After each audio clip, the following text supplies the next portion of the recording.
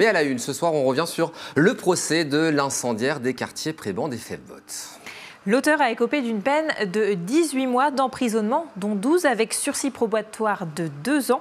Il s'agit d'un policier auxiliaire de 22 ans, originaire du Cher. Il était jugé cet après-midi en comparution immédiate pour avoir mis le feu à plusieurs poubelles à Tours le 6 août dernier.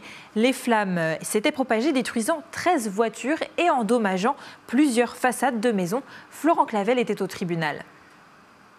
En ce mois de septembre, Tom aurait dû intégrer l'école de police de Rouen pour devenir gardien de la paix. Mais voilà l'aspirant policier assis dans le box cuisiné par le président d'audience comme un vulgaire délinquant. Accablé par la honte, le jeune homme de 22 ans va d'ailleurs craquer à plusieurs reprises. Il faut dire que ses états de service après cette nuit du 6 août sont rédhibitoires. 20 poubelles carbonisées, 13 voitures, des façades de maisons, et ça dans plusieurs rues de la ville. Mais surtout, une nuit de terreur pour les habitants. Ma mère fait partie d'une des victimes. Plusieurs voitures ont pris feu devant chez elle, rue du Cluzel. Le problème, c'est qu'elle a 88 ans. Elle se trouvait à l'étage juste au-dessus de l'endroit où les flammes ont déjà fondu les persiennes. Une de mes sœurs était sur place et était complètement paniquée en voyant par les fenêtres les flammes qui étaient juste devant la maison. Pour expliquer son geste, le rugbyman amateur évoque une alcoolisation massive et chronique, ainsi qu'une grande colère après une rupture amoureuse. L'expertise psychiatrique souligne d'ailleurs une impulsivité et une incapacité à gérer ses émotions.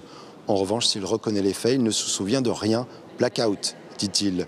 L'auxiliaire de police de Vierzon fera pourtant preuve d'une grande lucidité cette nuit-là, réussissant à berner des collègues qui le contrôlent et à mener ceux de la BAC sur une fausse piste. Mais pour son avocat, Tom nourrit de réels regrets. Il a conscience de la gravité de son geste.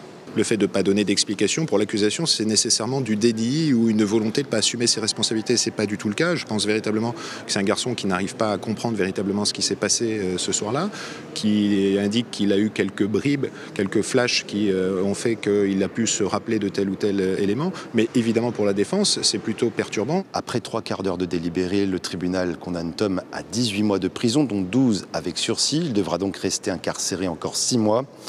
L'ex-policier, qui veut désormais devenir carrossier ou plombier, devra également indemniser les victimes à hauteur de plusieurs dizaines de milliers d'euros au titre du préjudice moral et matériel.